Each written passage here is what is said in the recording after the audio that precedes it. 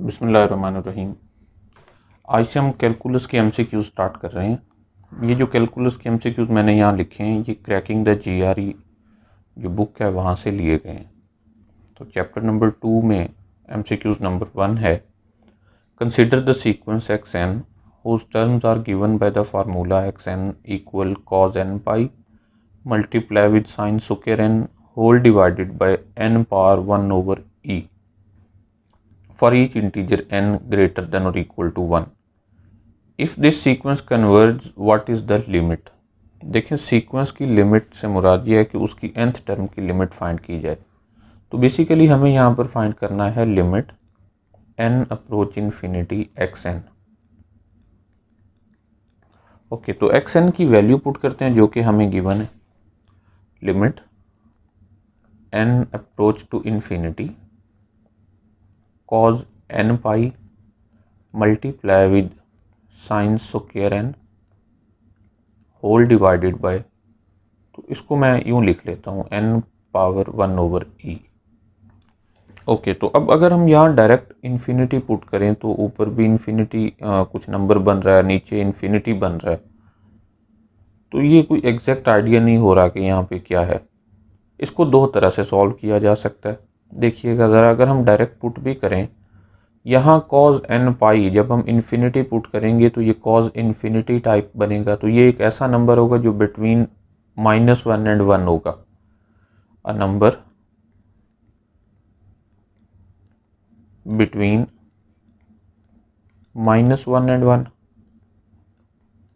Okay, और अगर हम साइन स्क्वायर n की बात करें तो साइन स्क्वायर n यहाँ पर कोई भी नंबर पुट करने से हमारे पास जो आंसर है वो पॉजिटिव है, यानी 0 से बड़ा है। तो यहाँ भी कोई ऐसा नंबर है, number between 0 and 1, okay, and whole divided by n। जब हम n इन्फिनिटी को अप्रोच करेंगे तो ये infinity power 1 over e mean type infinity. तो यहाँ से हमें ये अंदाज़ा हो रहा है कि ऊपर एक नंबर है और नीचे इन्फिनिटी है, तो ये 0 टाइप बन रहा है। तो आंसर ए हमारे पास मोस्ट प्रोबेबिलिटी यही है कि ये हमारे पास आंसर आएगा। लेकिन हम इसे एग्जैक्ट देखना चाहें तो सैंडविच थ्योरम का अप्लाई करेंगे। सैंडविच थ्योरम ये है कि अगर आपके पास 3 फंक्शन हो f, g और h इस तरह से हों कि f की तमाम वैल्यूज़ हर डोमेन के हर पॉइंट के लिए f लेस देन और इक्वल हो g, g लेस देन और इक्वल हो h, और अगर f और h की लिमिट्स हमें मालूम हो और वो सेम भी हों कि limit x approach to any number a f of x is equal to limit x approach to a h of x, ये इन्फिनिटी भी हो सकता है एक ही जगह, is equal to l, then this implies that limit x approach to a g of x is also equal to l। कि अगर हम फंक्शन g को दो फंक्शंस के दरमियान सैंडविच कर लें और उन दो फंक्शंस की लिमिट सेम हो तो फिर g की लिमिट भी वही होती है। तो हम इस क्वेश्चन में ये थ्योरम भी अप्लाई करके इसको सॉल्व कर सकते हैं, बल्कि इसकी मदद से एग्जैक्ट बता सकते हैं कि आंसर क्या है। ओके, तो ये कैसे करते हैं, देखें कि साइन स्क्वायर n, ये जो इसका मॉड है ये लेस देन और इक्वल 1 होता है, क्योंकि साइन फंक्शन की रेंज -1 और 1 के दरमियान है। इसी तरह से cos n pi whole mod is also less than और इक्वल टू 1। तो ये दो ऐसे नंबर हैं, ऐसे पॉजिटिव नंबर्स हैं जिनकी वैल्यू लेस देन और इक्वल 1 है। तो इनकी प्रोडक्ट की वैल्यू भी लेस देन और इक्वल 1 होगी, यानी हम लिख सकते हैं cos n pi mod into mod of sin square n is less than or equal to 1। और mod की प्रॉपर्टी होती है कि a mod b mod is equal to a b whole mod। तो हम इसे यूं लिख सकते हैं कि mod of cos n pi into sin square n is less than और इक्वल टू 1। ओके, तो हमें जो टर्म बनाने हैं नीचे n पावर 1 ओवर e भी चाहिए। तो n पावर 1 ओवर e चूँकि एक पॉजिटिव नंबर है तो दोनों साइडों को हम इससे डिवाइड कर सकते हैं, n power 1 over e। Okay, तो मॉड की प्रॉपर्टी यूज़ करते हुए, मॉड की प्रॉपर्टी है कि if a mod is less than और equal to b, then if and only if minus b is less than और equal to a is less than और इक्वल टू बी। तो यहाँ से हम ये लिख सकते हैं कि cos n pi multiply with sine square n whole divided by n power 1 over e is less than और equal to 1 over n power 1 over e, and this is greater than और equal to minus 1 over n power 1 over e, क्योंकि ये जो number है इसका positive इस side पे और नेगेटिव दूसरी साइड पे चला जाएगा। और अब अगर हम देखें कि लिमिट n अप्रोच इन्फिनिटी, जी तो n approach infinity as n approach infinity minus 1 over n power 1 over e approach to 0 and 1 over n power 1 over e also approach to 0। तो यहाँ से हमें ये भी पता चलता है कि ये जो है ये भी 0 को कन्वर्ज करेगी। तो इसलिए हमारा जो राइट ऑप्शन है वो यहाँ पर ऑप्शन ए है। ओके,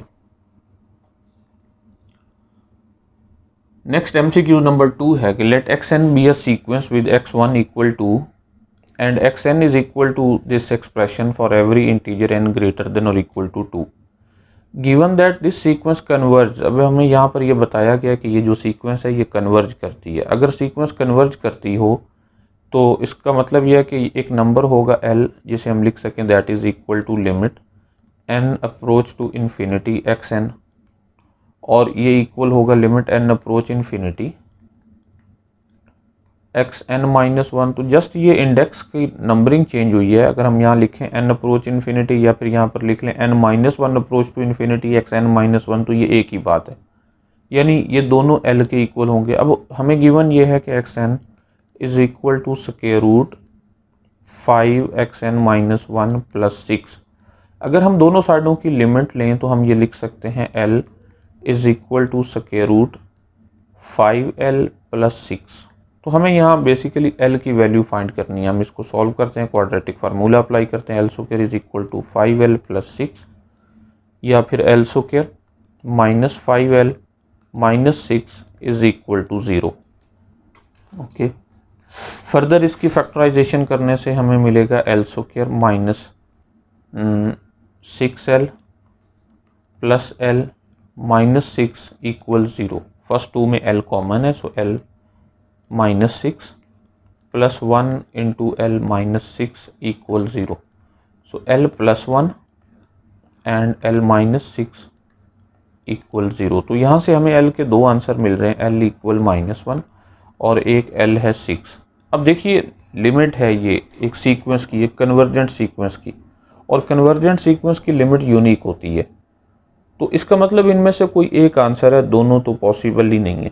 और अगर यहाँ देखा जाए तो यहाँ इनमें ऑप्शन सिर्फ 6 वाला ही है, तो यही राइट ऑप्शन है। और दूसरी रीज़न ये भी देखी जा सकती है कि x1 एक पॉजिटिव टर्म है और xn बाकी तमाम टर्म स्क्वायर रूट की मदद से इवेल्युएट की जाती हैं, और स्क्वायर रूट में हमारे पास एक पॉजिटिव आंसर मिल रहा है। इसका मतलब ये है कि ये जो एक सीक्वेंस है xn, इसकी तमाम टर्म्स पॉजिटिव हैं, और अगर इसकी तमाम टर्म्स पॉजिटिव हैं तो ऑब्वियसली इसकी लिमिट भी पॉजिटिव होनी चाहिए। ये एक रिज़ल्ट भी है, यानी पॉजिटिव टर्म्स की सीक्वेंस नेगेटिव टर्म को अप्रोच नहीं कर सकती। तो इसका मतलब ये है कि हमारा आंसर 6 ही है, माइनस 1 हम इग्नोर करेंगे यहाँ पर। Okay, next number 3, let x denote the greatest integer less than और इक्वल टू x। कि ये जो है ये एक ग्रेटेस्ट इंटीजर लेस देन और इक्वल टू x को शो कर रहा है। इसको ब्रैकेट फंक्शन भी कहा जाता है। इसको समझने के लिए सिर्फ इतना काफ़ी है कि रियल लाइन पर अगर हम किसी भी नंबर का ब्रैकेट फाइंड करना चाहें, यहाँ पर 0 है, यहाँ पर 1 होता है, यहाँ पर 2 होता है, यहाँ पर 3 है, एंड सो ऑन। इसी तरह नेगेटिव में -1, -2, -3 एंड सो ऑन। अगर हम किसी भी एक नंबर का ब्रैकेट फाइंड करना चाहें, अगर तो वो इंटीजर है, फॉर एग्जांपल 3 है, तो वो आंसर 3 ही होगा, क्योंकि the greatest integer less than और इक्वल टू 3 वो 3 खुद ही है। अगर इंटीजर हो, फिर बता दूं -4 है फॉर एग्जांपल, इसका ब्रैकेट ये -4 ही होगा। लेकिन अगर इंटीजर के अलावा कोई और नंबर हो तो उसका ब्रैकेट जो है वो उससे लेफ़्ट साइड वाला इंटीजर होगा। फॉर एग्ज़ाम्पल यहाँ से मैं एक नंबर चुनता हूँ 2.7, तो 2.7 का जो ब्रैकेट है वो इक्वल होगा 2.7, चूँकि खुद तो इंटीजर है नहीं इसलिए उससे लेफ़्ट साइड वाले इंटीजर को देखेंगे जो कि 2 है। और अगर मैं बात करूँ -2.7 की, तो इसका जो ब्रैकेट है -2.7 यहाँ पर होगा, और इसका ब्रैकेट चूँकि इससे लेफ़्ट साइड वाला इंटीजर होना चाहिए तो वो -3 है, ना कि -2। तो इस तरह से ये ब्रैकेट फंक्शन डिफाइंड है, इसका ग्राफ भी बनाया जा सकता है। अब हमें जो क्वेश्चन में कहा गया है कि if n is a positive integer then limit n x approach to -n, और फ्रॉम लेफ्ट साइड ऊपर वाला नेगेटिव सिर्फ ये शो कर रहा है कि लेफ्ट हैंड लिमिट हम ले रहे हैं, bracket x mod x minus bracket x। और ये जो ब्रैकेट x फंक्शन है ये कुछ इस तरह से डिफाइंड है, bracket x is equal to -x when x is less than 0 and positive x when x is greater than और equal to 0।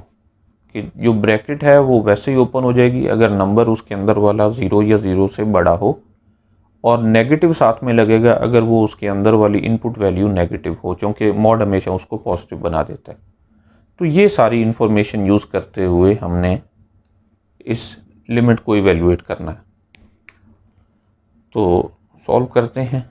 Limit x approach to -n from left side mod x minus bracket x। पहले इसको हम solve कर लेते हैं कि इसका answer क्या, और दूसरे को अलग से सॉल्व कर लेंगे। अब देखिए ये जो -n है, -n कोई भी एक नंबर है, नेगेटिव नंबर है, और उसकी हम लेफ्ट हैंड लिमिट ले रहे हैं।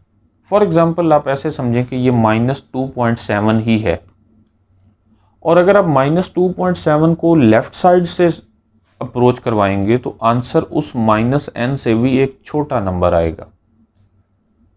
यानी एग्जैक्ट n चूँकि एक इंटीजर है, n इंटीजर है और उसे हम लेफ़्ट साइड से अप्रोच करवा रहे हैं, तो इंटीजर को फॉर एग्जांपल है ये -1 है, माइनस इंटीजर है, -1 से जब हम लेफ़्ट साइड पे होंगे तो वो कोई भी एक ऐसा नंबर होगा जो -1 से छोटा होगा। यानी -n को लेफ़्ट साइड से अप्रोच करवाने का मतलब ये है कि -n से लेफ़्ट साइड पे हम हैं, -n पर नहीं हैं। -n से बिल्कुल थोड़ा सा, अगर यहाँ पर -n है तो हम इससे इस साइड पर चल रहे हैं, कहीं पर भी हैं। तो इसका जब हम ब्रैकेट फंक्शन ओपन करेंगे तो ये इससे पीछे वाला नंबर देगा जो कि है -n -1। ओके, तो इसको हम लिखेंगे, यहाँ मैं सिर्फ ब्रैकेट के लिए पहले लिख देता हूँ -n -1। ओके, और अब ये मॉड ऑफ x क्या है? मॉड ऑफ x ये हमें n ही देगा, क्योंकि इसका अगर ग्राफ भी देखा जाए तो वो इस तरह का है, V टाइप ग्राफ होता है। यहाँ पर अगर -n है तो -n पर जो फंक्शन की वैल्यू है वो n ही है, वो पॉजिटिव है, क्योंकि मॉड इज़ ऑलवेज पॉजिटिव। चाहे आप उस -n को लेफ़्ट साइड से अप्रोच करें चाहे राइट साइड से अप्रोच करें, उसकी वैल्यू n ही रहेगी। तो ये हमारे पास इक्वल हुआ n + 2n + 1, so this is 3n + 1। Okay, अब दूसरी लिमिट इवेल्युएट करते हैं। Limit x approach to n from left side mod of x minus bracket x। अब देखिए कि अब हमारे पास जो n है वो एक पॉजिटिव नंबर है यहाँ पर, और उसके भी हम लेफ़्ट साइड पर ही हैं, लेफ़्ट साइड पर हैं, फॉर एग्जांपल यहाँ पर हैं या फिर यहाँ पर हैं, तो इसका मतलब इससे भी पीछे वाला इंटीजर हमें आंसर मिलने जा रहा है। तो ये इक्वल होगा माइनस ब्रैकेट की जगह हम लिखेंगे n -1, और ये जो मॉड x है अगर हम n पर भी लें तब भी उसका आंसर पॉजिटिव n ही आएगा, तो ये n है। तो ये इक्वल हुआ n -n + 1, ये दोनों कैंसिल हो गए, और हम यहाँ लिख सकते हैं कि that is equal to, limit में नेगेटिव था, लिमिट क्वेश्चन में चूँकि इन दोनों के दरमियान नेगेटिव का सिंबल है तो हमारा आंसर होगा 3n + 1 -n। सॉरी, ये तो n है, 2n नहीं, sorry, minus minus plus n, तो ये 2n हुआ।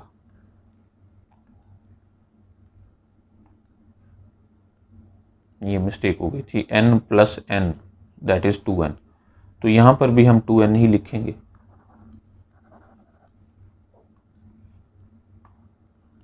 +1 और -1 कैंसिल, तो हमारा आंसर यहाँ पर है 2n। ओके, तो ऑप्शन नंबर ई ये हमारा राइट आंसर होगा।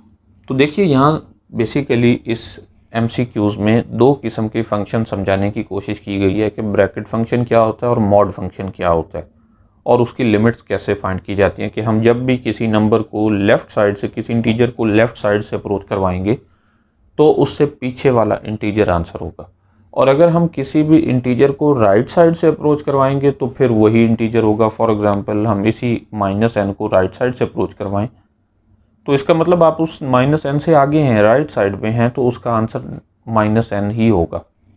तो इसको ज़रा आप बुक में भी देख लें कि what is bracket function and what is mod.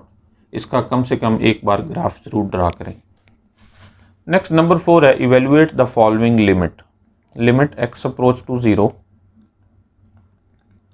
Sign inverse x, ये बेसिकली साइन इनवर्स x है, -x whole divided by x cube.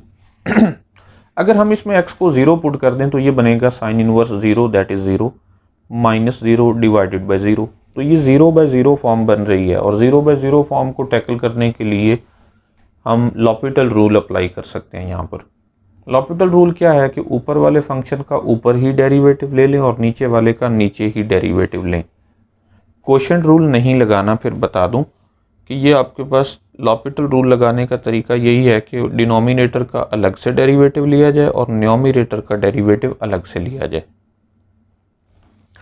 Okay, तो जब हम इसका डेरिवेटिव लेंगे, साइन इनवर्स x का डेरिवेटिव होगा, यहाँ हम साथ में लिखेंगे लिमिट x अप्रोच टू 0, और नीचे जो है वो है 3x square, sine inverse x का derivative 1/1 minus x square root, और -x का डेरिवेटिव 1 -1 हो जाएगा। ओके, तो हम इसे यूं लिख सकते हैं, limit x approach to 0 1 minus x square whole power -1/2 -1 and whole divided by 3x square. अभी भी अगर हम x को 0 पुट करें तो ये हमारे पास 0/0 फॉर्म बन रही है। इसका मतलब यह है कि हम एक बार फिर से लॉपिटल रूल अप्लाई कर सकते हैं। ये कोई कंडीशन नहीं होती कि लॉपिटल रूल कितनी बार अप्लाई करना है। जब तक आप उसमें वैल्यू पुट ना कर सकें तब तक लॉपिटल रूल अप्लाई किया जा सकता है। नहीं, जब तक ∞/∞ या 0/0 फॉर्म बनती है तब तक लॉपिटल रूल अप्लाई कर सकते हैं। ओके, तो जब हम अगेन इस पे लॉपिटल रूल अप्लाई करेंगे तो ये बनेगा limit x approach to 0 -1/2 1 minus x square whole power -3/2 and -0 and whole divided by 6x। Okay, तो अब अगर हम यहाँ पर लिमिट पुट करें तो ये बनती है x अप्रोच 0 पुट करने से ऊपर 1 minus something divided by 0। Sorry, यहाँ पर अगर हम इसका डेरिवेटिव लें 1 माइनस x स्क्वायर तो यहाँ साथ में -2x भी है। ओके, ये मैं यहाँ स्किप कर गया था। 1 माइनस x स्क्वायर का जब डेरिवेटिव लेंगे तो -1/2 1 माइनस x स्क्वायर और पावर -3/2 एक कम हो जाएगी। फर्दर इनर फंक्शन का डेरिवेटिव भी लेंगे, 1 का डेरिवेटिव 0 माइनस x स्क्वायर का डेरिवेटिव -2x बन जाएगा। तो इस 2 से ये 2 कैंसिल हो जाएगा, इस x से ये एक x कैंसिल हो जाएगा। अब हम डायरेक्ट इसमें लिमिट पुट कर सकते हैं। ये माइनस और ये माइनस प्लस हो जाएंगे और 1 minus 0 power -3/2 and whole divided by 6। तो यहाँ से हम ये देख सकते हैं कि आंसर है 1/6।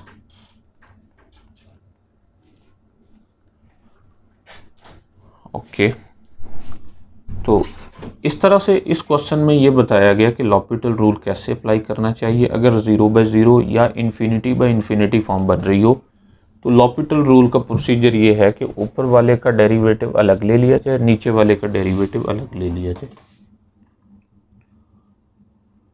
Okay, number 5, the curve whose equation is 2x square plus 3x minus 2xy minus y equal 6 has 2 asymptotes asymptotes या एसिम्प्टोट्स, आइडेंटिफाई दीज लाइंस, कि ये इस कर्व पर दो एसिम्प्टोट्स हैं, वो आइडेंटिफाई करें कि कौन कौन से हैं।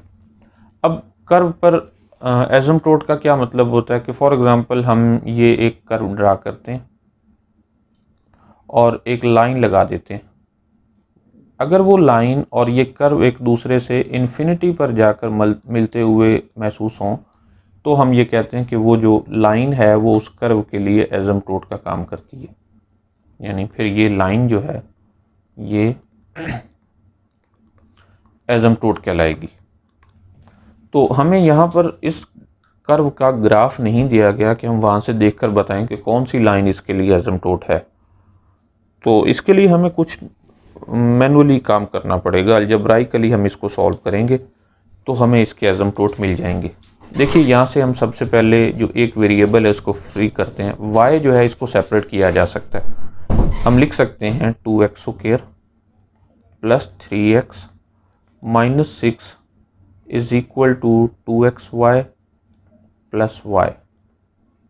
और अगर हम y को सेपरेट करें तो लिख सकते हैं 2x² plus 3x minus 6 whole divided by 2x plus 1। Okay, तो अगर हम यहाँ पर x को पुट करें -1/2 तो ऊपर हम पुट कर सकते हैं, जबकि नीचे 0 बन जाएगा। मीन हम यहाँ देख सकते हैं कि limit x approach to -1/2 y that is equal to infinity. क्योंकि -1/2 यहाँ पर पुट करने से ये 0 बन जाएगा और ऊपर नॉन ज़ीरो होगा, so non zero over 0 that is infinity. यहाँ वैसे भी ये पॉजिटिव में ही होगा।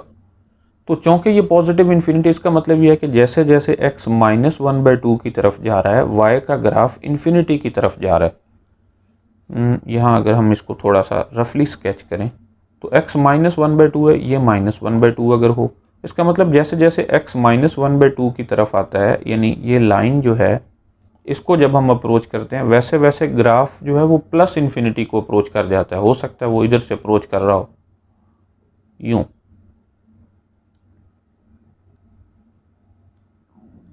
तो इसका मतलब यह है कि ये जो -1/2 है ये एक एसिम्प्टोट का काम करेगा और इसको कहा जाता है वर्टिकल एसिम्प्टोट। अगर x इक्वल समथिंग एसिम्प्टोट हो, एक एसिम्प्टोट हमें यहाँ से मिल गया x इक्वल -1/2 और ये हमारे पास वर्टिकल एसिम्प्टोट है। अगर y इक्वल समथिंग मिलता तो वो हॉरिजॉन्टल एसिम्प्टोट होता। अब ये जो फंक्शन y दिया गया है इसकी एक और ख़ास बात यह है कि न्यूमरेटर की डिग्री डिनोमिनेटर की डिग्री से एग्जैक्टली 1 मोर है, एक ज़्यादा है। तो अगर ऐसा हो रैशनल फंक्शन में, अगर डिनोमिनेटर और न्यूमरेटर की डिग्री डिनोमिनेटर से 1 मोर हो तो उसके लिए एक ऑब्लीक एसिम्प्टोट भी मिलता है। ऑब्लीक एसिम्प्टोट या जिसे हम स्लैंट एसिम्प्टोट कहते हैं, ये एक ऐसा एसिम्प्टोट होता है जो ना तो वर्टिकल होता है ना हॉरिजॉन्टल होता है। यानी ना ये एक्स एक्सिस के पैरेलल लाइन होती है ना वाई एक्सिस के पैरेलल लाइन होती है, कोई और लाइन है। तो वो फाइंड करने का तरीकाकार इन क्वेश्चंस में मैं बता रहा हूँ फिर कि जिनमें न्यूमरेटर की डिग्री डिनोमिनेटर से एक ज़्यादा हो उनके लिए क्या प्रोसीजर है। तो उनके लिए यह है कि आप इसको पहले सिंप्लीफाई करें। 2x² प्लस 3x माइनस 6 को डिवाइड कर दें 2x प्लस 1 पर, तो ये होगा x। सो 2x² प्लस x, ओके, ये 0, 2x minus 6, so plus 1, 2x plus 1 और यहाँ होगा -7। ओके, तो हम y को कुछ इस तरह से लिख सकते हैं x plus 1 plus -7 divided by 2x plus 1। तो यहाँ ये जो x प्लस 1 है, यानी इतना देख लें कि ये जो लीनियर फैक्टर हमें साथ में मिला है और ये वाला जो है इसको इग्नोर कर दें, सिर्फ इसको देखें y इक्वल x प्लस 1, ये हमारे पास दूसरा एसिम्प्टोट होगा।